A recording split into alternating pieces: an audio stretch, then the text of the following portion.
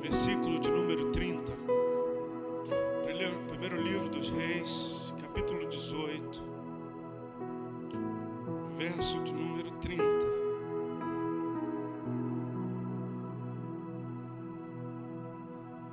Nós te amamos, Senhor Jesus. Nós amamos a tua presença. O que mais queremos é a tua presença, Jesus.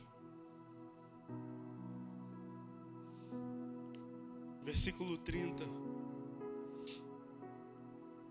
Você que está aqui, nos visita hoje, seja muito bem-vindo. Você que chegou pela segunda vez, que bom que você voltou. E você que é filho dessa casa, que Deus lhe renove nesses dias. Deus colocou uma palavra para o mês de julho no meu coração. Hoje é o segundo dia desse mês. Eu quero dividir ela com você nessa noite. No versículo 30 do capítulo 18 do livro de 1 Reis. Vai falar da história de um profeta. Seu nome é Elias. E o verso 30 diz: Então Elias disse a todo o povo: Chegai-vos a mim. E todo o povo se chegou a ele. E Elias restaurou o altar do Senhor, que estava em ruínas. E Elias restaurou o altar do Senhor, que estava em ruínas. Deus falou no meu coração que esse mês é o mês de restaurar, da gente reconstruir, de uma reformulação do altar. Pastor, é o físico? Não. Aqui dentro. Não é um músculo cardíaco, mas é a sede das nossas emoções e sentimentos. Se existe uma área onde Satanás, ele aponta todo dia, eu vou ferir as emoções deles, eu vou machucá-los, porque alguém machucado e ferido não produz. Numa das vezes, muito obrigado, uma das vezes que eu tive o privilégio, o prazer de ir a Israel, eu aprendi em Israel, a gente estava à beira de um campo de ovelhas e estava passando um rebanho de ovelhas. E os pastores pegaram suas câmeras e começaram a tirar foto. E atrás vinha um homem com um pedaço de pau, batendo. E um dos pastores da caravana disse: o guia local, disse: eu aprendi na Bíblia, em João capítulo de número 10, que o pastor vai à frente das ovelhas, e as ovelhas ouvem a sua voz e o seguem.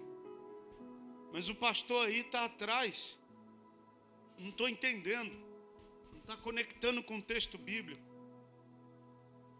O guia falou assim: você leu certo e foi ensinado certo. Esse que está atrás não é o pastor das ovelhas. Esse que está atrás aí, ele está levando as ovelhas para o matadouro. E ele falou: a ovelha é um animal muito dócil, enxerga muito pouco, mas é muito dócil. E o pastor, ele sabe a medida certa de corrigir. Porque se o pastor bater muito forte na ovelha, ela fecha a sua madre, ela não gera durante muito tempo.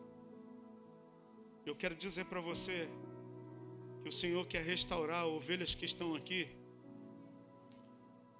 e que te bateram muito forte, que o malfeitor bateu muito forte em você e por isso você se fechou e por isso você não consegue frutificar.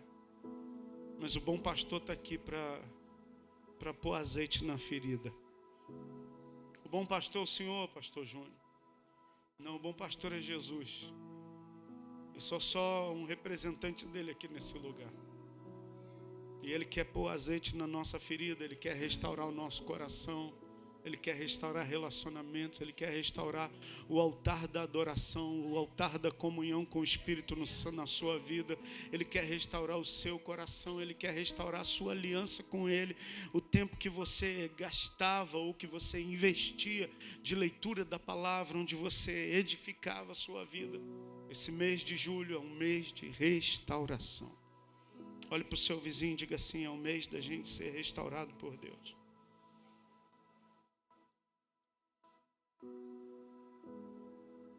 O Espírito de Deus falou ao nosso coração nessa noite. O que está em Josué, que ele diz: olha, santificai-vos, Josué, porque amanhã eu vou fazer maravilhas entre vocês. Escuta, Deus está pronto para desatar algo na nossa vida. Tudo está pronto. Mas a necessidade que eu e você tomemos posições adequadas. E essas posições adequadas estão ligadas ao nosso coração, a nossa alma está sarada. O nosso espírito está pronto para receber as bênçãos dos céus. Pastor, por quê? Porque enquanto o nosso íntimo, o nosso interior, o nosso espírito e a nossa alma fala de emoções, não for restaurado, Deus não pode entregar, porque a Bíblia vai dizer também que Ele não põe vinho novo em odre velho. Por quê? Porque quando se colocava o vinho novo ele tinha uma característica de fermentar muito rápido, e essa fermentação liberava gases. Esses gases faziam com que o odre começasse a se inflar, e se ele não tivesse a flexibilidade de um odre novo, se ele já tivesse velho, roto, ele não ia suportar a pressão dos gases, ele ia se romper, e diz a Bíblia que se perde tanto o odre quanto o vinho. E Deus não quer perder nem você e nem a unção que Ele vai derramar. Por isso, primeiro a gente precisa ser restaurado. Deus não vai mandar fogo enquanto o altar não for reparado. Deus quer reparar o altar da nossa vida. Olhe para o seu irmão, diga: Deus quer reparar o meu coração. Fale para ele, diga, testemunhe para ele, fale assim: meu irmão, Deus quer restaurar o meu coração. Diga para esse irmão aí: eu estou precisando de restauração. Você pode me ajudar? Pastor, não sabia que o irmãozinho do lado podia ajudar? Pode. Orando por você, não atrapalhando você na tua jornada. Ele pode lhe ajudar, sendo uma voz de Deus.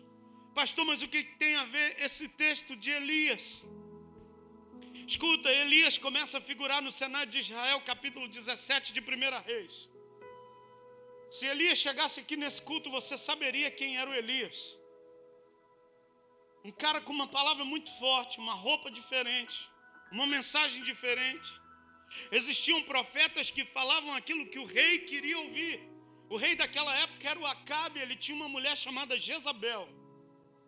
E ele tinha um grupo de profetas, 400 profetas que eram os profetas de Baal que serviam a Acabe, e 450 de Azera, que eram os profetas que serviam a mulher dele, a Jezabel.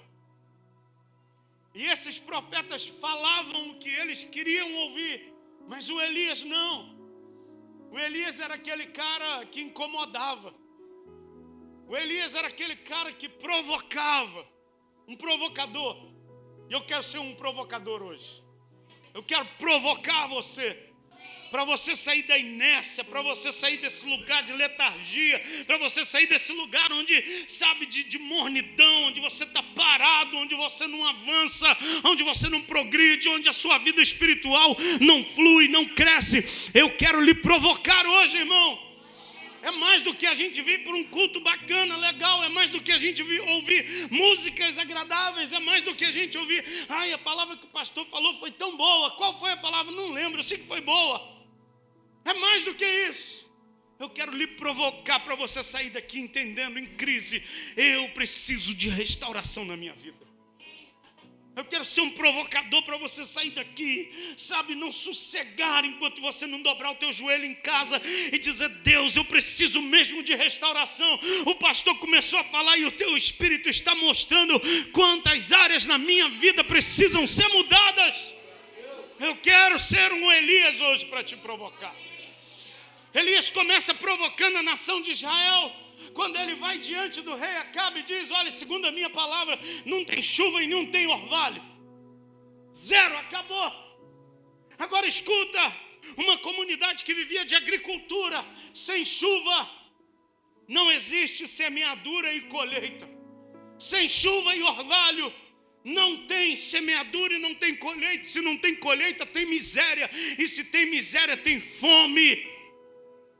E tem gente que só consegue perceber que eu preciso voltar para Deus para restaurar o meu relacionamento quando a situação começa a apertar. Escuta, que não seja necessário a gente voltar para Deus por causa de uma situação apertada na nossa vida. Sabe aquela história clássica que todo mundo diz: você vem pelo amor ou pela dor? Meu irmão, eu quero ir pela graça. Quero ir pela graça, que a graça dele me alcançou. Mas eu entendo que Deus permite algumas situações acontecerem. Desperta aí, para a pessoa despertar e ver quão longe ela chegou, e ver quão distante ela está. O Elias confronta, e depois dele confrontar, diz a palavra do Senhor: Elias, levanta-te, ergue daí e vai para a região do Oriente. Tem um ribeiro lá chamado Querite. Você vai ficar nesse ribeiro, Elias. Eu já dei ordem para o corvo. Ele vai te sustentar todos os dias. De manhã e à tarde o corvo vai te trazer pão e carne. Eu já preguei essa palavra em vários lugares. Eu não lembro se eu preguei aqui na igreja. Se eu não preguei, você vai ouvir.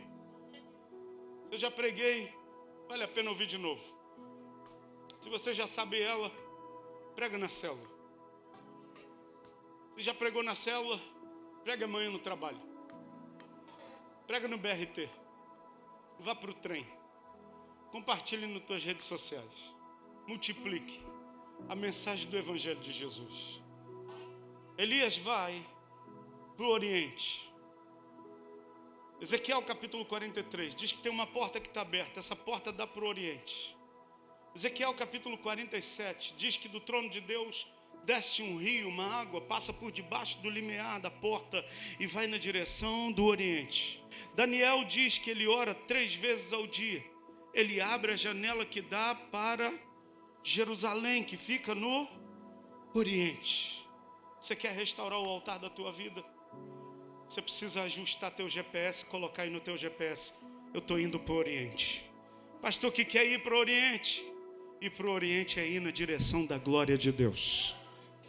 Você quer viver uma vida diferente? Você quer que o altar da tua vida esteja reconstruído? Vá para o Oriente. Vá na direção da glória de Deus. Agora, talvez você diga: pastor, como é ir na direção da glória de Deus? Porque falar ir na direção da glória de Deus parece algo, a certo ponto, meio abstrato. Onde é? Eu só posso dizer para você uma coisa: que ir na direção da glória de Deus, na maioria das vezes, implica em aborrecer o nosso próprio caminho, a nossa própria vontade. Ir na direção da glória de Deus é a gente dizer todos os dias para a nossa carne: não. Ir na direção da glória de Deus é a gente dizer todos os dias para as nossas vontades: você não anda mais no comando, você não está mais no controle. Agora quem está no controle é o Senhor dos Exércitos. É a gente dizer todos os dias: agora não vivo mais eu, mas Cristo é que vive em mim. E a vida que eu vivo agora na carne, eu vivo na fé do Filho de Deus. Isso é viver uma vida na direção da glória de Deus. Isso é viver uma vida que aponta o caminho para a glória. Pastor, mas a estrada, irmão, você não consegue enxergar além do que os teus olhos podem ver. À medida que você vai caminhando, Ele vai revelando a vontade dEle. E à medida que você vai caminhando e dando passos da fé, eu acho que tem uma música que a gente já cantou aqui, ó, leva-me pela estrada da fé. Eu não vejo, mas a música é mais ou menos assim. Primeiro eu piso, depois eu vejo, aí eu confio, por isso eu vejo. Eu creio. Vejo e creio. Então eu quero dizer para você, você quer ter o altar da tua vida restaurado? A primeira coisa que você precisa é ir na direção da glória de Deus. A segunda coisa, diz o texto, que Deus fala, Elias vai para o Oriente.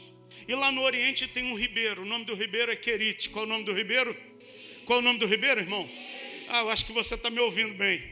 Querite. Querite no original significa corte, marca, cisão, aliança. Escuta. Deus quer marcar a nossa vida. Esse mês de julho, Deus quer marcar você. Não, você não ouviu, eu vou repetir para você, te dar mais uma oportunidade. Nesse mês de julho, Deus quer marcar a sua vida, meu irmão. Deus quer lhe marcar, querido. Deus quer marcar você, marcar o seu coração. Escuta, não é mancha. Mancha é algo que traz vergonha. A pastora está aqui. Uma vez eu consegui comprar uma blusa para mim. Muito tempo que eu não conseguia comprar, juntei uma graninha. Comprei a blusa do jeito que eu queria. Fiquei todo feliz. Coloquei a blusa, usei a primeira vez. Falei, Cristiane, lava ela direitinho, amor. Gostei tanto dessa blusa, vestiu tão bem. Gordinho, vesti blusa, é uma luta. Achei essa, tão boa, meu amor. Cuida dela. Ela, amém, amor. Quando eu fui pegar a blusa para usar a segunda vez, falei, Cristiane, aqui, irmão, o que você fez? Ela, ai, desculpa, amor, mas é só uma manchinha. Nunca mais usei aquela blusa. Sabe por quê? Porque mancha é algo ruim. Mas Deus não quer manchar você. Ele derramou o sangue dele, não foi para manchar a gente, foi para marcar.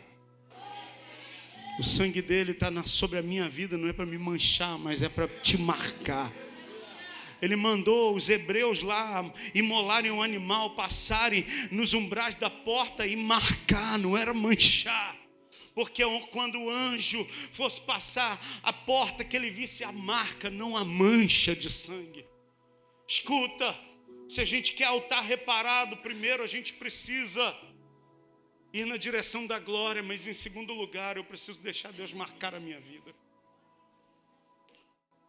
Eu acho que eu já li um homem de Deus que deixou registrado nas Escrituras dizendo, eu carrego no meu corpo as marcas de Cristo. Que quando você passar, as pessoas digam, esse cara tem a marca. Carrega a marca. Tem a marca. Tem a marca. Sem que haja necessidade da gente abrir a boca e falar qualquer palavra, só a nossa vida por passar. Carrega a marca. A Bíblia diz que o profeta Eliseu, que vem logo depois de Elias, o sucessor de Elias, diz a Bíblia que uma mulher que morava em Sunem, a Bíblia chama ela de Sunamita, não era o nome dela, mas era o lugar que ela morava. A Bíblia diz que aquela mulher via o profeta passando sempre pela estrada e ela dizia, lá vai um homem de Deus. Sabe por quê? Elias não tinha aberto a boca, ela só via ele passando e ela reconhecia, ele tem a marca. Escuta, irmão, que no teu trabalho as pessoas vejam a marca que você carrega. Que na escola, os jovens, as pessoas vejam a marca que você carrega. Na faculdade, possam ver a marca que você carrega. Nos teus negócios, sabe? Não tenha nada escuro, irmão. As pessoas possam ver a marca que você carrega na tua vida, na tua família, na tua vizinhança. As pessoas possam ver a marca que você carrega. E a marca que você carrega é a marca do sangue do Cordeiro. Tem alguém que está me ouvindo aí, pode glorificar a Deus e aplaudir bem forte o nome do Senhor, porque você carrega essa marca.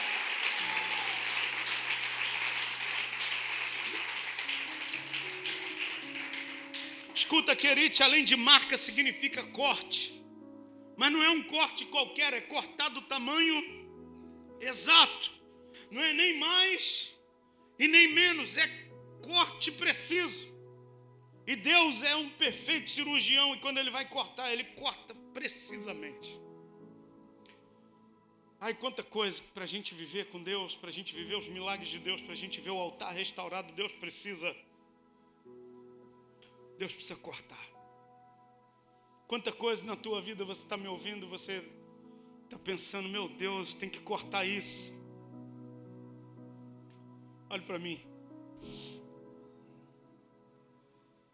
Um dia Jesus estava passando e um homem para Jesus e diz assim: bom mestre, como é que eu faço para herdar a vida eterna?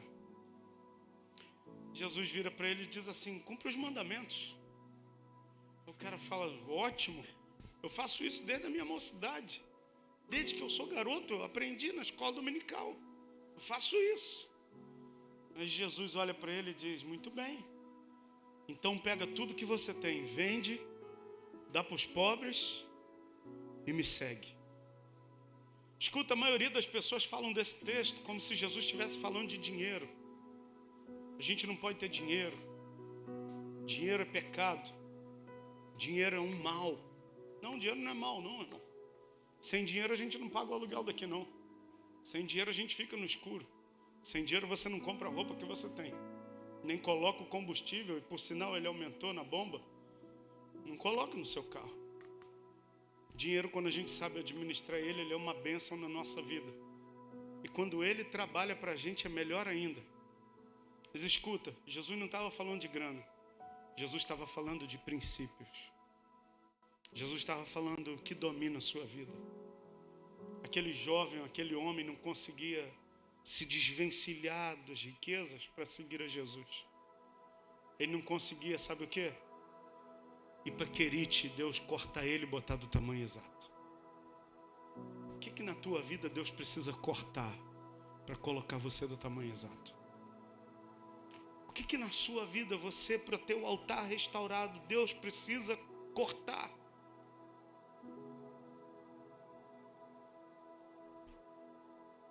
Eu, quando comecei a estudar música, o meu instrumento que eu estudei foi guitarra. Eu estudei 6 meses numa escola de música. Depois eu peguei todo o material que aquela escola podia ter e eu levei para casa e eu estudei tudo que eu podia estudar dentro do meu quarto. Eu era um garoto, só estudava, estava terminando o ensino médio.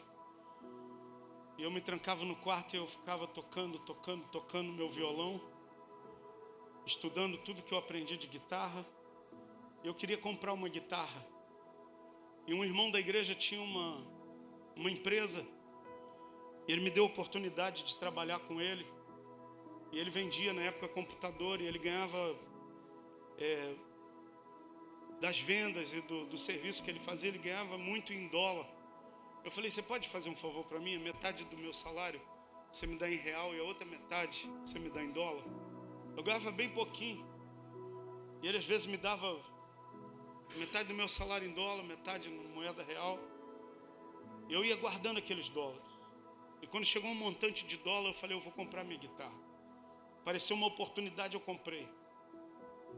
Ela era roxa, com escudo branco, microafinação, ponte flutuante, captação ativa. Ela tinha nome, sobrenome e era minha namorada. Ela veio antes da pastora e até hoje a pastora não sabe o nome dela. E esses dias eu estava pregando numa igreja e quando eu acabei de pregar, ela falou: estou com ciúme. Eu falei: de quê, meu amor? Da guitarra. Eu falei: não, ela já foi, agora só tem você. Eu era apaixonado por aquela guitarra, eu amava.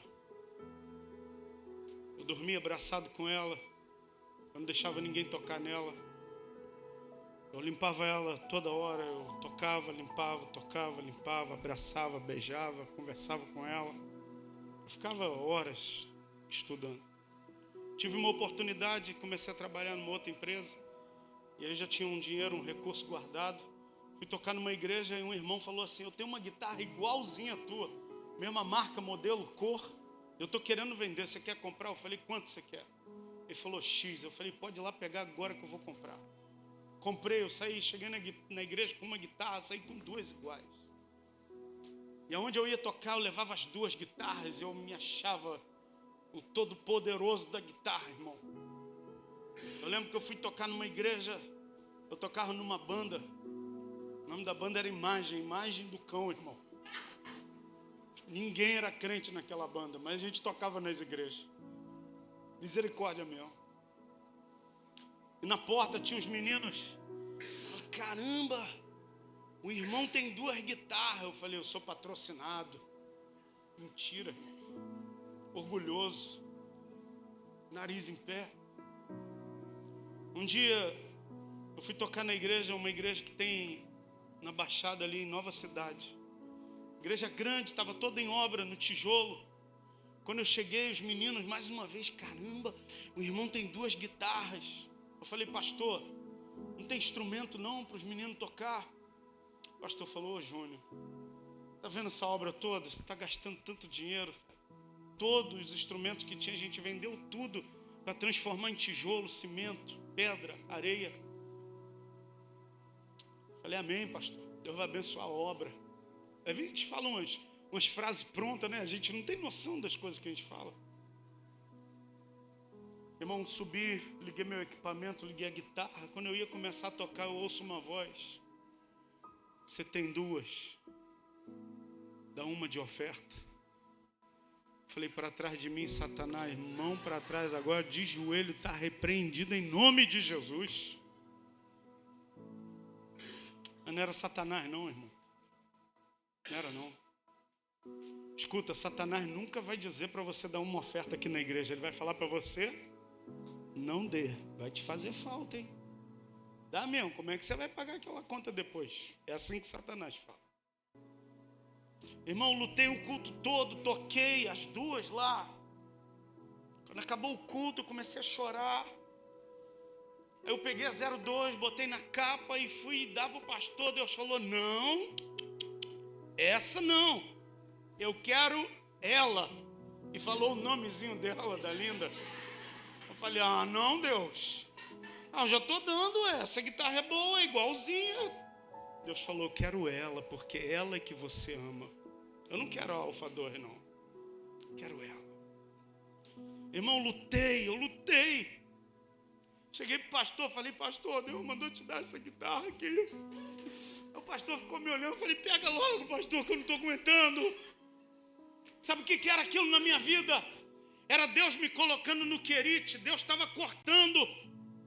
Porque de lá do trono de Deus, na soberania dEle, na eternidade dEle, na presciência dEle, Ele já tinha escrito todos os meus dias. Ele já tinha um ministério separado para mim, Ele tinha uma esposa separada para mim, Ele sabia o nome das minhas filhas, Ele sabia tudo da minha vida, mas eu só enxergo hoje. Deus estava me enxergando atrás do púlpito, Deus estava me enxergando pregando para a igreja, Deus estava me enxergando pastoreando você, mas eu só me olhava com a guitarra. E Deus falou, eu quero usar o Júnior, eu quero restaurar o altar dele, mas entre eu e o Júnior tem algo no meio. Tem muita guitarra no meio de nós dois. E ele precisou cortar. Escuta, eu aprendi, irmão, que entre eu e Deus não pode ter nada senão uma aliança. Nem a minha esposa está entre eu e Deus, e nem eu estou entre ela e Deus. Porque entre eu e Deus, aqui está Deus, vamos representar muito mal. Esse púlpito aqui é Deus e aqui estou eu. Entre eu e Deus não pode ter nada aqui. Só uma coisa, uma aliança com Ele, que foi feita lá na cruz através do sangue de Jesus. E para a gente ter o altar restaurado, a gente precisa ir para Querite, sabe por quê? Lá em Querite Deus vai começar a cortar. Em mim Deus cortou a guitarra. Eu dei a preciosa. Aí Deus falou a outra, você pode vender, o dinheiro fica para você, mas eu não quero mais guitarra entre eu e você. Irmão, estou falando de coisa de mais de 25 anos atrás. Eu nem conhecia Cristiane. Esse ano, Deus me permitiu comprar uma guitarra de dar de aniversário para minha filha, que aquela ali não é minha. Eu peguei a guitarra, quando eu cheguei em casa, toquei, falei, mano, deixa eu tocar um pouquinho. Toquei, falei, cara, que saudade, mas entre eu e Deus não pode ter nada. Falei, Deus, deixa eu tocar de novo. Falou nada. A que vontade de tocar. Falei, Deus, deixa eu tocar guitarra. Ele falou, Júnior, você pode tocar porque no meu relacionamento contigo já não tem mais guitarra. Agora você vai usar a guitarra, mas ela não é mais o objeto da tua adoração. Ela é o instrumento que você adora e não o objeto que você adora. Escuta, 26 anos depois, se ele falar, para agora, acabou. Porque entre eu e Deus só tem uma aliança. Você quer o teu altar restaurado? Tem muita coisa entre você e Deus que precisa ir para Querite para Ele cortar. E Ele corta do tamanho exato. Olha para quem está do seu lado e diga assim, Deus vai cortar do tamanho exato. Você está aí comigo, amém? Eu preciso encerrar por causa da hora. Versículo de número 18. Pula para o 17, por favor. 1 de Reis, capítulo 17. Elias vai para a torrente de Querite. Ele fica lá. A Bíblia vai dizer alguns dias, mas esse alguns dias significa, para alguns estudiosos, 2 anos. Durante 2 anos, Elias ele é sustentado por um corvo, que de manhã cedinho trazia pão e carne, e à tardinha, já na viração do dia, trazia mais uma vez pão e carne. Agora olhe para mim. Corvo é uma ave de rapina. Uma ave de rapina significa que ela subtrai, ela rouba. O corvo não dá nada, ele só tira. E o corvo, além de ser uma ave que é uma ave de rapina que tira, ele só come coisa podre, carne podre. Deus não ia sustentar um profeta com coisa podre. Deus não me sustentou e nem te sustenta com nada podre. Deus nos sustenta com o melhor dessa terra. Não, você não ouviu, eu vou repetir. Deus não vai lhe sustentar com nada podre. Deus vai lhe sustentar com o melhor dessa terra, meu irmão. É o melhor que Ele tem para mim e para você. Agora escuta, para que eu e você venhamos experimentar de um altar restaurado, a gente também precisa quebrar tradições. Por quê? Porque o corvo, além de tirar e além de comer coisa podre, o corvo é classificado dentro da lista de animais impuros dos judeus, ele é classificado como um animal impuro. E o Elias era um judeu. Caramba! Elias era judeu, não tocava em coisa impura. E agora ele está se alimentando de um animal impuro que traz para ele não algo impuro, mas traz algo bom para ele, pão e carne. Todo dia, de manhã e à tardinha. Sabe o que é isso? Quando eu e você decidimos que o altar da nossa vida vai ser restaurado, a gente começa a experimentar de coisas improváveis de Deus na nossa vida. E eu profetizo que nós, esse mês, vamos começar a experimentar de coisas improváveis de Deus. Sabe, coisas que o olho não viu, o ouvido não ouviu e não subiu no coração de homem nenhum. É o que Deus tem separado para você. Coisas improváveis. Pastor, o que é coisas improváveis? É aquilo que não tinha possibilidade de acontecer, Deus diz, vai acontecer. É aquilo que não tinha capacidade, era aquilo que aos nossos olhos impossível, Deus diz, não, é impossível para eles. Lucas vai dizer, para Deus não haverá impossíveis em todas as suas promessas. Deus vai fazer o impossível na minha vida e na sua, quando a gente começa a restaurar o altar da nossa vida, meu irmão. Deus é um Deus de coisas impossíveis. Elias vai para o Querite. Todo dia um corvo trazia pão e água.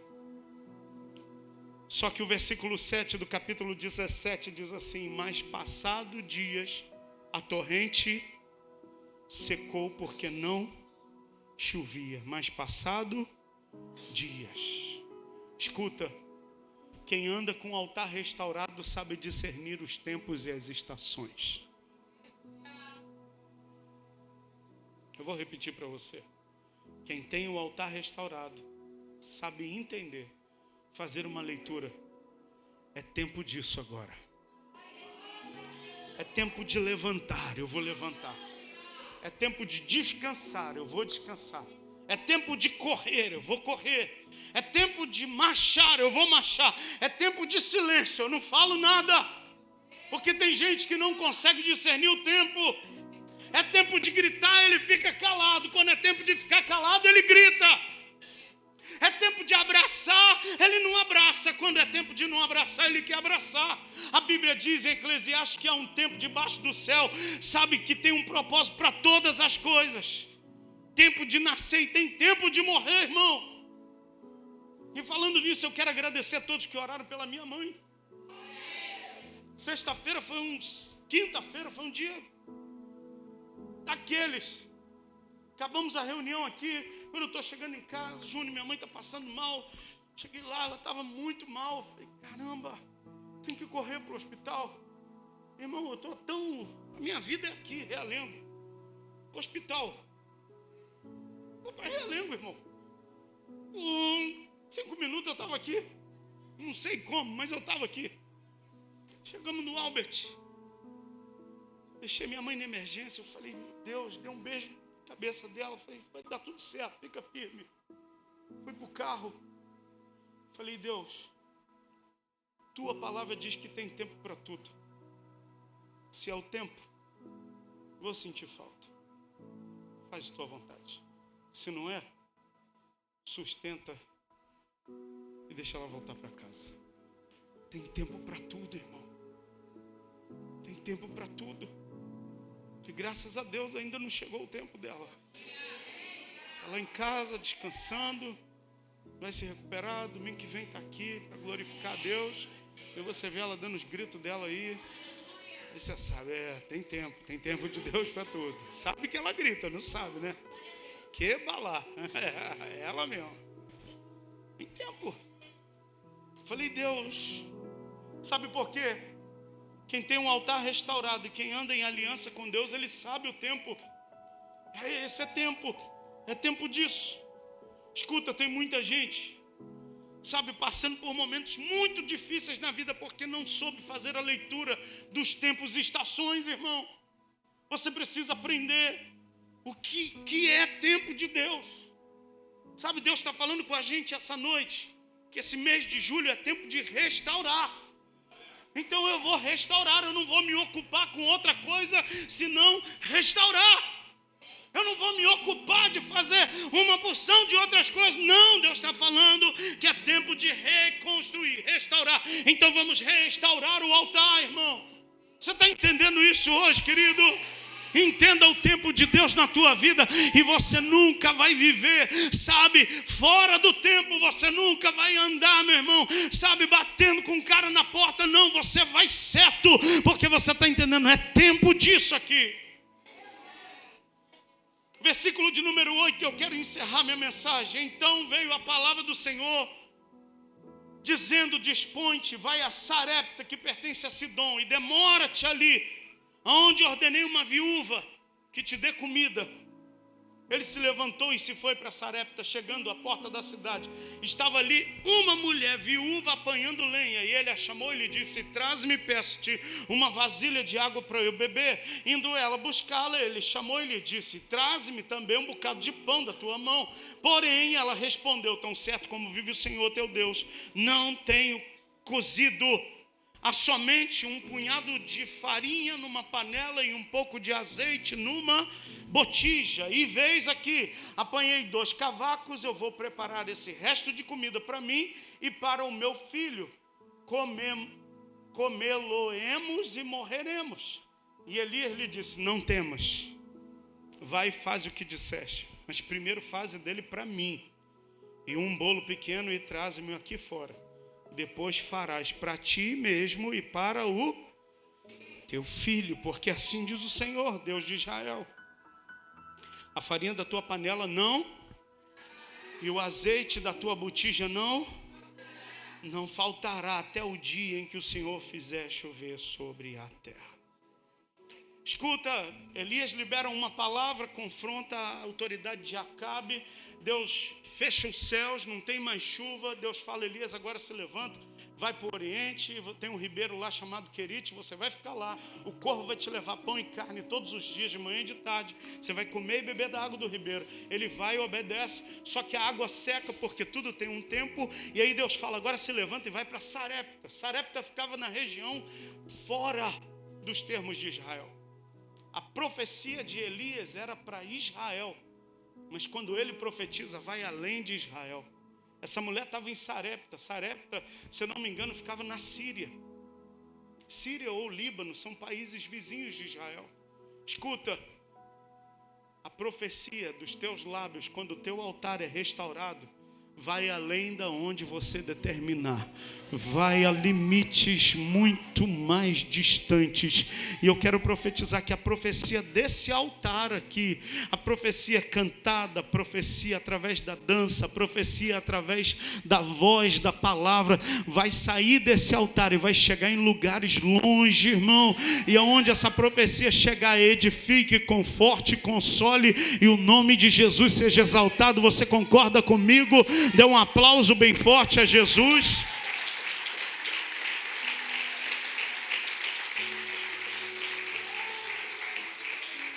Agora escute, o Elias chega num lugar chamado Sarepta, seca.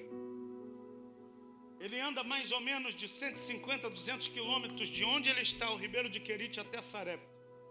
Quando ele chega, cansado da viagem, ele para na beira de um poço e tem uma mulher que está vindo buscar alguma coisa. Ele diz: mulher, você me traz água. Escuta, ele já pede para a mulher algo raro, porque era dia de seca. A viúva, ela vira as costas e vai pegar água para o profeta. Ele diz: mulher, eu também estou com fome, eu vim de uma viagem, traz alguma coisa para mim comer. E ela conta a história triste dela: eu sou uma viúva, eu vim apanhar alguns gravetos, eu vou fazer a última refeição. A minha versão diz: eu vou fazer o resto da comida. Eu e o meu filho vamos comer e depois disso nós vamos morrer. Escuta, quando o nosso altar é restaurado, aonde você colocar a planta do teu pé, se a expectativa era de morte, agora vai ser de milagre. O coração está restaurado. Eu cheguei no local, na empresa onde eu trabalho, expectativa de morte. Eu cheguei, a presença de Jesus que está na minha vida vai tocar as pessoas que estão ali. Pastor, tem alguém na minha sessão que está querendo se matar. Você chegou com o coração restaurado, a vida de Deus chega junto. A bênção de Deus sempre chega junto com os filhos de Deus. A bênção de Deus sempre vai alcançar lugares por causa da sua vida, irmão. Você sabia que tem lugares que, estão sendo abençoados por causa da minha vida e da sua vida? Porque a bênção de Deus está sobre nós. E aonde eu colocar a planta do meu pé, uau, Deus vai começar a mover. E se existia expectativa de morte, não há mais morte, agora tem vida. Porque o príncipe da paz que reina no meu coração e na minha vida, aquele que é o Senhor da minha vida, a gente chegou, a gente colocou a planta do pé, ele entra no lugar e começa a transformar situações, irmão. O Elias chegou, aquela mulher, ela estava com um sentimento de morte. Mas o nome da cidade que ele chega é Sarepta. Sarepta significa oficina onde se refina o metal. Lugar onde o metal é refinado. Escuta, o ouro, para ser refinado, ele precisa ser colocado dentro de um recipiente chamado cadim. O ourives acende o fogo do maçarico e começa a projetar o fogo no cadim. A pedra de ouro a gente não dá muito valor porque é só um especialista. Eu não sei se tem alguém aqui que é especialista em ouro. Eu só conheço a joia que Na verdade, eu só conheço a minha aliança, que nem ouro eu tenho, irmão. Eu estou igual o João e o Pedro e João. Eu não tenho prata e nem ouro, mas o que eu tenho eu te dou. O único ouro que eu tenho é a minha aliança, que eu tenho há 22 anos. Mais, né, amor? Foram 2 de noivado. É a mesma aliança do noivado. A gente deu uma polida, casamos com ela. E vai até a volta de Jesus com ela. Escuta, eu só conheço esse ouro aqui. Aí se você é conhecedor do ouro, eu não sou. E o ouro no estado bruto, ele não tem o brilho da joia. Mas o especialista, ele olha para a pedra bruta e ele já consegue ver a joia. Eu e você somos a pedra bruta. Aí ele pega a gente, coloca no cadinho, acende o fogo, aquela pedra começa a derreter. E ela derrete e começa a girar dentro do cadinho. Ela vai girando. E ele começa o refino do ouro. Ele pega uma substância e pinga algumas gotas dentro do cadinho. Aquela substância faz com que as impurezas vão se desprendendo e vão agarrando na borda do cadinho. E o ourives continua com o maçarico ligado e aquela bola está girando cada vez mais rápido. Mas ainda não acabou o processo do refino. Só termina quando o ourives vê aquela bola girando e ele vê o rosto dele refletido naquela bola de ouro que está girando. Aí ele desliga o fogo, porque agora o ouro está purificado. Eu e você somos a pedra de ouro. A igreja é o cadinho, é o recipiente onde ele colocou a gente. Ele liga o maçarico dele e o fogo do Espírito começa a queimar e arder dentro da gente. Ele derrama umas gotinhas do Espírito Santo, a gente se quebranta, a gente começa a se derramar diante de Jesus, mas ainda não acabou o processo. O nosso grande problema é que a gente quer pular fora do cadinho antes da hora, irmão. Deus só começou, a gente só começa o quebrantamento, a gente acha que a gente está purificado, Deus já fez a obra dele na nossa vida. Não, enquanto ele não vê o rosto dele refletido em nós, ele não tira o fogo. Eu quero dizer que esse mês o fogo vai queimar aqui nesse altar, irmão. Fogo vai queimar nesse altar. Para quê? Para que o rosto dele seja refletido em nós, irmão. Para que ele olhe do trono dele, olhe para a igreja aqui em Realengo e diga: o meu rosto está refletindo na igreja.